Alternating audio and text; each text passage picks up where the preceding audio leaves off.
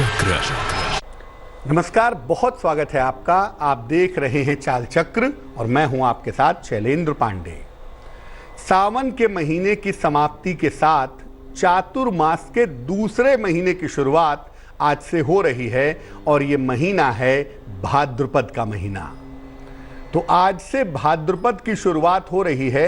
वैसे तो लोग आमतौर पे कहते हैं कि जो भाद्रपद का यानी भादों का महीना होता है वो अच्छा नहीं होता, वो शुभ नहीं होता और उसमें किसी तरह के लाभ नहीं होते, लेकिन हम आपको ये बताएंगे कि भाद्रपद के महीने में आप अपने भाग्य को, अपनी किस्मत को बदल सकते हैं। चाल चक्र में आज क्या खास है, चलिए बताते हैं आपको। चाल चक्र में आज बात करेंगे कि भाद्रपद के महीने में आपका भाग्य कैसे बदलेगा।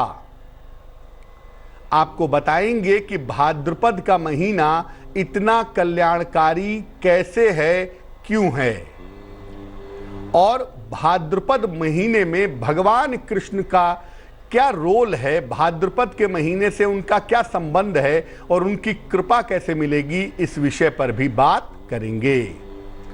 तो भाद्रपद के महीने में आपका भाग्य कैसे बदलेगा, इस विषय पर विस्तार से चर्चा करेंगे, लेकिन उसके पहले जान लेते हैं आज का पंचांग।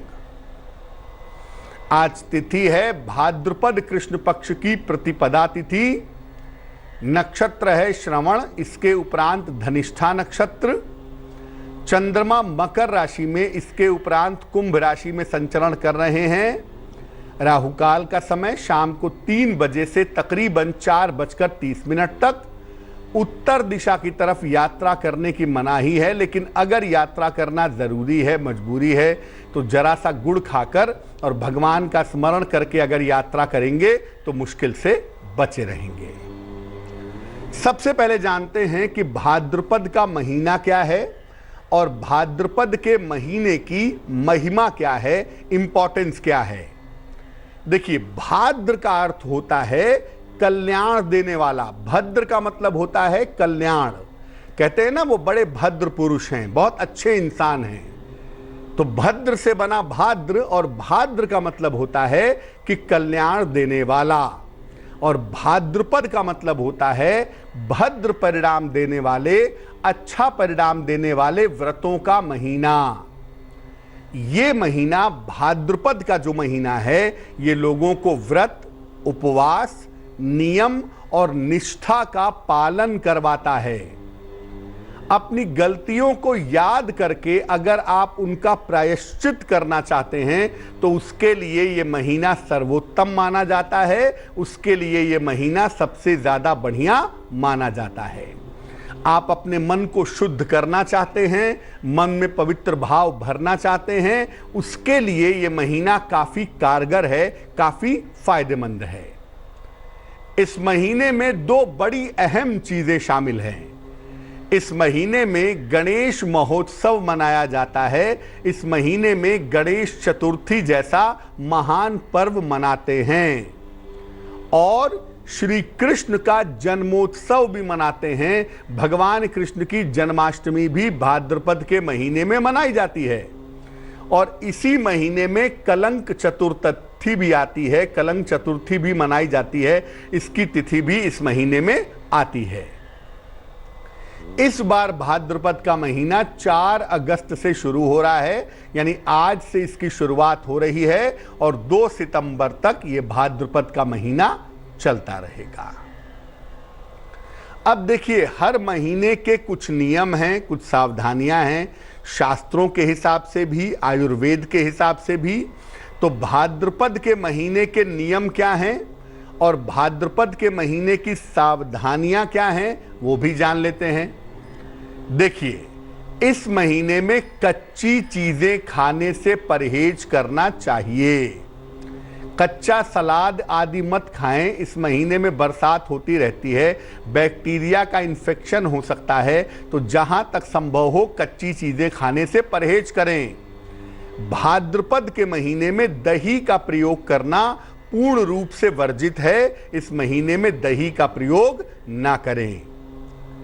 इस महीने में रक्तचाप बढ़ने की संभावना रहती है। ज़्यादातर लोग जो ब्लड प्रेशर के मरीज हैं उनका ब्लड प्रेशर फ्लक्चुएट करता है, ऊपर नीचे होता है, या सामान्य लोगों का भी बीपी इस महीने में बढ़ सकता है। इसका ध्यान भी इस महीने में रखना चाहिए। इस महीने में शीतल जल से, नॉर्मल पानी से दोनों समय स्नान करना चाहिए ताकि आलस से दूर हो सके, क्योंकि भाद्रपद के महीने में एक अजब सी खुमारी होती है, अजब सी नींद आती है, अजब सा आलस्य रहता है। इस बात की संभावनाएं बनती हैं। भगवान कृष्ण को इस महीने में तुलसी दल अर्पित जरूर करना चाहिए, 2 पत्ते तुलसी के, लेकिन इसे वैसे ही मत खाएं। इसको चाय में या दूध में उबाल करके अगर आप पिएं तो आपके लिए बहुत अच्छा रहेगा। अब आपको बताते हैं कि भाद्रपद महीने के व्रत कौन से हैं, भाद्रपद महीने के त्योहार कौन से हैं और उनसे कौन सी चीजें जुड़ी हुई हैं, उनसे किस तरह के लाभ बनते हैं। देखिए, इस महीने में गणेश चतुर्थी और गणेश महोत्सव का पर्व आता है, यानी बड़ी धूमधाम से हमारे देश में गणेश महोत्सव का पर्व मनाया जाता है लगभग 10 दिनों तक। इसी महीने में भगवान कृष्ण की जन्माष्टमी आती है, भगवान कृष्ण का जन्मोत्सव होता है। बलराम जी का और राधा का जन्मोत्सव भी इसी महीने में मनाया जाता है। इस महीने में महिलाओं के सौभाग्य का पर्व हरितालिका तीज भी आता है। इस महीने में आप हरितालिका तीज का पर्व भी मना सकते हैं। और इसी महीने में अनंत पुण्य प्राप्त करने का पर्व भी आता है, जिसको अनंत चतुर्दशी कहते हैं या अनंता कहते हैं। अनंत पुण्य प्राप्त करने का जो पर्व है, अनंत चतुर्दशी या अनंता, वो भी इस महीने में मनाई जाती है। यानी मोटे तौर से भाद्रपद से ईश्वर के 2 स्वरूपों का संबंध है। एक है गणपति गजानन से, भगवान गणेश से, और एक है भगवान कृष्ण से।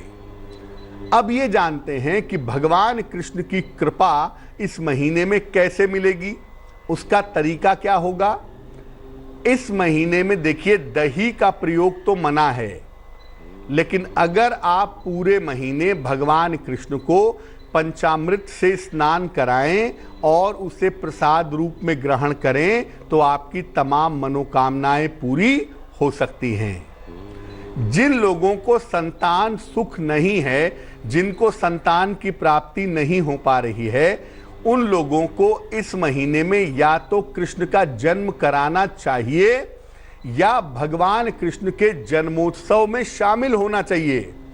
अगर आप भाद्रपद के महीने में कृष्ण जन्माष्टमी के पर्व पर अपने घर में भगवान कृष्ण का जन्मोत्सव मनाते हैं, उनका जन्म करवाते हैं, या कहीं पर जन्माष्टमी मनाई जा रही है और आप जन्माष्टमी में शामिल होते हैं, तो उससे संतान की प्राप्ति आसान हो जाती है। ऐसा देखा गया है कि अगर आपके आत्मविश्वास में कमी हो तो आत्मविश्वास बढ़ाने के लिए इस महीने में श्रीमद् भगवत गीता का पाठ करना बेहद शुभ होता है, बेहद कल्याणकारी होता है। खास तौर से भगवत गीता का जो 11वां अध्याय है, अगर उसका पाठ भाद्रपद के महीने में किया जाए तो बहुत अच्छा रहेगा। आप चाहें तो इस महीने में अपने घर में लड्डू गोपाल की और सफ़ेद रंग के शंख की स्थापना कर सकते हैं। अगर आप भाद्रपद में ऐसा करते हैं तो घर में धन और संपन्नता दोनों आती है। ये तो भगवान कृष्ण की कृपा पाने का तरीका हो गया। इस महीने का दूसरा संबंध भगवान गणेश से भी है। तो भगवान गणेश के आशीर्वाद के लिए इस महीने में क्या करेंगे? विद्या, बुद्धि और ज्ञान, इसके लिए इस महीने में भगवान गणेश की उपासना करें। पीले रंग के भगवान गणेश की स्थापना करें अपने घर में, उनके चित्र हो या उनकी मूर्ति हो। रोज सवेरे उनको दूर्वा यानी दूब घास चढ़ाएं और मोदक या लड्डू का भोग अगर उन्हें लगाएं तो बहुत अच्छा रहेगा। पूरे महीने सात्विक बने रहें, यानी कोशिश करें कि भाद्रपद के महीने में भी प्याज, लहसुन, मांस, मदिरा का प्रयोग ना किया जाए और अगर सात्विक रह करके इस महीने में आप भगवान कृष्ण की या भगवान गणपति की पूजा करते हैं, भगवान गणेश की पूजा करते हैं, तो जीवन की बहुत सारी मनोकामनाएं पूरी होंगी और हर तरह की बाधा का नाश होगा। तो जितना बुरा समझते हैं भाद्रपद के महीने को उतना बुरा नहीं है। हालांकि ये बात जरूर है कि चातुर्मास होने की वजह से भाद्रपद में नए काम की शुरुआत आप नहीं कर सकते, लेकिन भाद्रपद के महीने में भगवान कृष्ण की पूजा करके आप अपने पापों का प्रायश्चित कर सकते हैं, संतान की प्राप्ति कर सकते हैं। भगवान गणेश की पूजा करके जो आपके कार्यों में, जो आपके कामों में बाधा आ रही है, उस बाधा को दूर कर सकते हैं। वक्त एक छोटे से ब्रेक का है, लेकिन ब्रेक पर जाने के पहले जान लेते हैं कि आज की जिज्ञासा क्या है। आज की जिज्ञासा है कि क्या घर में किसी व्यक्ति की मृत्यु का दिन अशुभ हो जाता है? यानी अगर किसी व्यक्ति की मृत्यु घर में सोमवार के दिन हुई तो क्या सोमवार जीवन भर अशुभ हो गया? सोमवार के परिणाम कभी शुभ नहीं होंगे? ऐसा होता है क्या? इस महत्वपूर्ण प्रश्न का उत्तर देंगे एक छोटे से ब्रेक के बाद। भविष्यवाणी चाल चक्र।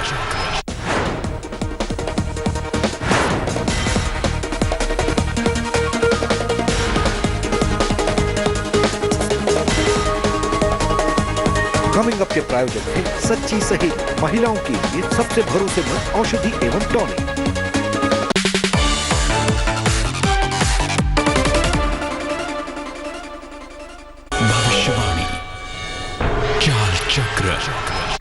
स्वागत है आपका ब्रेक के बाद। ब्रेक पर जाने के पहले हम आपको भाद्रपद महीने की महिमा बता रहे थे। इस वक्त एक दर्शक जुड़े, विजय हमारे साथ जम्मू कश्मीर से, उनसे बात करते हैं। विजय बताइए। हाँ नमस्ते पंडित जी। जी नमस्कार। हमने अपने पोते के बारे में पूछना है। उसकी डेट ऑफ बर्थ है 4/7/2005। समय बताइए। समय सुबह 9:20। कहाँ पे जन्म हुआ है? जम्मू में। क्या प्रश्न जानना चाहती हैं? जी उसके कैरियर के बारे में, कोई पढ़ाई शढ़ाई के बारे में, सारा कुछ। देखिए, जो बच्चे की कुंडली हमारे पास बनती है, उस कुंडली के हिसाब से, उस कुंडली के अकॉर्डिंगली ये बच्चा आगे चल के इंजीनियरिंग या मैनेजमेंट के क्षेत्र में जाएगा। करियर बढ़िया होगा, नौकरी करेगा, ऐसी संभावना कुंडली में दिखाई दे रही है। और चूंकि जन्म स्थान जम्मू का है तो ऐसा लगता है कि भविष्य में जम्मू से दूर जा करके ये अपना करियर बना पाएंगे, अपनी नौकरी कर पाएंगे। इस तरह की संभावना कुंडली में बनती है। बच्चे को सर में चोट न लगे, कोई दुर्घटना ना हो, इसका ध्यान रखना चाहिए। थोड़ा सा चोट चपेट से इसको बचाना चाहिए। और उसके लिए इसकी माता जी या आप इसकी दादी हैं, आप दोनों में से कोई एक व्यक्ति इसके लिए नित्य प्रातः 108 बार नमः शिवाय का, ओम नमः शिवाय का अगर जप करे तो इसके लिए बहुत अच्छा रहेगा। वक्त एक और छोटे से ब्रेक का हो गया है और ब्रेक के बाद वापस आएंगे तो बात आपके राशियों की करेंगे, आपके सवाल का जवाब देंगे और आपकी जिज्ञासा का समाधान करेंगे। भविष्यवाणी चाल चक्र। भविष्यवाणी चाल चक्र। स्वागत है आपका ब्रेक के बाद। ब्रेक पर जाने के पहले हम आपके सवालों के जवाब दे रहे थे और भाद्रपद महीने की महिमा के बारे में आपको बता रहे थे। बात अब आपके राशियों की करेंगे, आपके सवाल के जवाब देंगे और आपकी जिज्ञासा का समाधान भी करेंगे। लेकिन उसके पहले स्वस्थ रहने के सरल उपाय निरोगी भव में। भाद्रपद के महीने में दही का सेवन ना करें, ठीक है ना? दही का सेवन ना करें तो ज्यादा अच्छा होगा। केवल दही खाना भाद्रपद के महीने में अच्छा नहीं है, ऐसा शास्त्र कहता है। लेकिन पंचामृत का सेवन आप कर सकते हैं और अगर छाछ का प्रयोग करना चाहें तो छाछ का सेवन भी किया जा सकता है। चलिए राशियों के सिलसिले की शुरुआत करें। सबसे पहले जानते हैं मेष राशि का हाल। मेष राशि, संतान की उन्नति होगी, संपत्ति का लाभ हो सकता है, धन लाभ होने के योग बनते हैं। शुभ रंग पीला और भाग्य होगा 80%। वृष राशि, करियर में सुधार के योग हैं, जीवन साथी से तालमेल अच्छा रहेगा, रिश्तों की समस्याएं हल होंगी। शुभ रंग आपका सफेद और भाग्य होगा 75%। मिथुन राशि, सेहत का ध्यान रखें, व्यर्थ के वाद विवाद ना करें, हनुमान चालीसा का पाठ करें। शुभ रंग आसमानी और भाग्य होगा 60%। कर्क राशि, विवाह के मामलों में तेजी आ सकती है, परिवार में शांति रहेगी, सुगंध का प्रयोग करें। शुभ रंग आपका सुनहरा और भाग्य होगा 70%। सिंह राशि, करियर में सुधार होगा, जीवन का तनाव कम होगा, व्यर्थ की दौड़ भाग बढ़ सकती है। शुभ रंग आसमानी और भाग्य होगा 65%। कन्या राशि, परिवार में शांति रहेगी, रोजगार के लिए मेहनत करनी पड़ेगी, धन लाभ के योग हैं। शुभ रंग धानी और भाग्य साथ निभाएगा 75%। तुला राशि, मानसिक तनाव बढ़ सकता है, स्वास्थ्य का ध्यान रखें, हनुमान जी की उपासना करें। शुभ रंग आपका नारंगी और भाग्य होगा 60%। वृश्चिक राशि, आर्थिक स्थिति अच्छी रहेगी, करियर में सुधार होगा, नई योजनाएं बनाएंगे। शुभ रंग हरा और भाग्य होगा 70%। धनु राशि, धन लाभ के योग हैं, करियर में सुधार के योग हैं, परिवार के विवाद सुलझ जाएंगे। शुभ रंग आसमानी और भाग्य होगा 80%। मकर राशि, कार्यक्षेत्र में स्थिति मजबूत होगी, कोई नई जिम्मेदारी मिलेगी, उपहार सम्मान का लाभ मिलेगा। शुभ रंग ग्रे और भाग्य साथ निभाएगा 90%। कुंभ राशि, सेहत का ध्यान रखें, व्यर्थ की चिंता ना करें, हनुमान जी की पूजा करें, यानी कम से कम हनुमान चालीसा ही पढ़ लें तो बहुत अच्छा होगा। शुभ रंग फिरोजी और भाग्य होगा 60%। मीन राशि, स्थान परिवर्तन के योग हैं, संतान की उन्नति होगी, वाणी और क्रोध पर नियंत्रण रखें। शुभ रंग सफेद और भाग्य होगा 70%। एक दर्शक जुड़ रही हैं शशि हमारे साथ दिल्ली से, उनसे बात करते हैं। शशि बताइए। सुशील जी। हाँ जी, नमस्कार पंडित जी। जी सुशील जी नमस्कार। हाँ जी, मुझे ना कुछ आपसे टिप्स चाहिए थे, जनरल टिप्स ना। मुझे कुंडली के बारे में नहीं पूछना। क्या जानना चाहते हैं? हाँ जी पंडित जी, एक जैसे कॉमन उपाय मतलब बताइए कि जैसे हमारा मन शुद्ध नहीं है, विचार शुद्ध नहीं है, गंदे विचार आते हैं, क्रोध आता मन में, ईर्ष्या हो जाती दूसरों को देखकर, मन शुद्ध हो, बुद्धि स्वच्छ हो, एक तो ये। और दूसरा पंडित जी, कोई सांसारिक मनोकामना पूर्ण हो जाए, मनोकामना पूर्ति के लिए जो भी मनोकामना की जरूरी है, ये इन दोनों के लिए मनोकामना पूर्ति हो जाए और मन शुद्ध हो, बुद्धि स्वच्छ हो। देखो ऐसा है कि मन जो है ना, वो 24 घंटे में से 22 घंटे उल्टी सीधी बात सोचता है। तो जब उल्टी सीधी बात सोचेगा और आप पूजा करने बैठेंगे तो जो 22 घंटे सोचे हैं वही मन में आएगा। मन में अशुद्ध विचार आना, अश्लील बातें आना कोई बुरी बात नहीं है, क्योंकि ये मानव का स्वभाव ऐसा हो सकता है। लेकिन जब भी मन में कोई बुरी बात आए, कोई अश्लील बात आए, तुरंत उसी समय, जिस क्षण ये बात आए, उसी समय ईश्वर का स्मरण कर लेना चाहिए। आप शिव के मानने वाले हैं, मन में शिव शिव कहने लगिए। कृष्ण के मानने वाले हैं, कृष्ण कृष्ण कहने लगिए। राम के मानने वाले हैं, राम राम कहने लगिए। यानी जिस समय मन में अशुद्ध विचार आए, तुरंत भगवान का स्मरण करिए, तो उस अशुद्ध विचार का प्रभाव आपके ऊपर नहीं पड़ेगा। और जब धीरे धीरे इसमें अभ्यास करते जाएंगे तो आपको सफलता मिलती चली जाएगी। सांसारिक रूप से मनोकामनाओं की पूर्ति के लिए मेरा व्यक्तिगत अनुभव कहता है कि सूर्य की उपासना से ज्यादा फलदायी कोई उपासना नहीं है। इसलिए नित्य प्रातः सूर्य भगवान को जल चढ़ाया जाए और रोज सवेरे 108 बार ओम आदित्याय नमः का जप किया जाए, तो इससे सांसारिक सफलता जरूर मिलती है। एक दर्शक जुड़ रही हैं हमारे साथ, मेघा हैं मुंबई से, उनसे बात करते हैं। मेघा बताइए। मेघा, आपको मेरी आवाज आ रही है? हेलो जी। अच्छा, वो मेघा में मैं हस्बैंड बोल रहा हूँ। जी बताइए। तो बोला अच्छा मेरा नाम है समीर है। अच्छा मेरे को ये पूछना था, जो मेरा अभी फिलहाल तो कारोबार है इमिटेशन का है, तो वो आगे मतलब कब तक चल पाएगा, चलेगा कि नहीं चलेगा? क्यों अभी फिलहाल तो लॉकडाउन है, लेकिन थोड़ा अभी इतना नहीं है। तो जन्म तारीख बताइए अपनी। 30/1/1983। समय बताइए।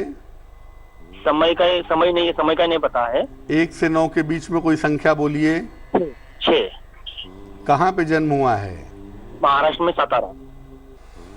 आपकी जो कुंडली हमारे पास बनती है और जो अंक आप बताते हैं उसके हिसाब से ज्वेलरी का, इमिटेशन का काम करना, कपड़े का काम करना, कॉस्मेटिक्स का काम करना आपके लिए काफ़ी अच्छा है। दूसरी बात यह है कि 23 सितंबर 2020 के बाद जब राहु की स्थिति में बदलाव होगा, वहां से आपके जीवन में सुधार होने की संभावना दिखाई दे रही है। तो आने वाला समय आपका बहुत ही अच्छा है, आपको चिंता करने की बिल्कुल आवश्यकता नहीं है।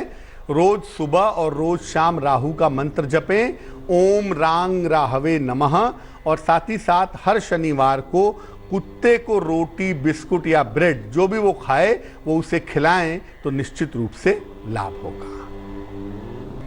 चलिए अब बात कर लेते हैं उनकी जिनका है आज जन्मदिन।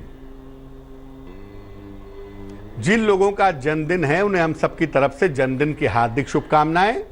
आने वाले वर्ष में करियर की स्थिति में आपके सुधार होगा। धन संबंधी जो मुश्किलें हैं वो दूर होनी शुरू हो जाएंगी, लेकिन आपको स्वास्थ्य पर ध्यान बनाए रखना होगा। अगर आप संपत्ति खरीदना चाहते हैं, बेचना चाहते हैं इस साल में, तो उसमें सावधानी बनाए रखिएगा। क्या करना चाहिए? पूरे साल भर भगवान शिव की उपासना करें तो आपके लिए बहुत अच्छा रहेगा। चलिए अब जान लेते हैं आज की जिज्ञासा और उसका समाधान। अगर घर में किसी व्यक्ति की मृत्यु हो जाए तो जिस दिन उस व्यक्ति की मृत्यु होती है, क्या वो दिन अशुभ हो जाता है? देखिए, किसी व्यक्ति की मृत्यु किसी दिन अगर होती है तो उस दिन पर या जिस दिन हुई है उससे संबंधित ग्रह पर इसका बुरा असर नहीं पड़ता। किसी का देहांत अगर मंगलवार को हुआ है तो मंगलवार का दिन अशुभ हो जाएगा, कुंडली में मंगल खराब हो जाएगा, ऐसा बिल्कुल नहीं होता। उस दिन आप उस मृत व्यक्ति को, जिसका देहांत उस दिन हुआ है, उसको श्रद्धा से याद करके कोई भी काम कर सकते हैं। बहुत सारे लोग ऐसा मानते हैं कि मंगलवार को मेरे पिताजी का देहांत हुआ था तो मैं मंगलवार को शुभ कार्य नहीं करूंगा, जबकि ऐसा कुछ नहीं है। आप कोई भी काम कर सकते हैं, लेकिन पहले अपने पिताजी को या जिसका भी देहांत हुआ है उसे श्रद्धा से याद करें, फिर काम करें, आपका काम बन जाएगा।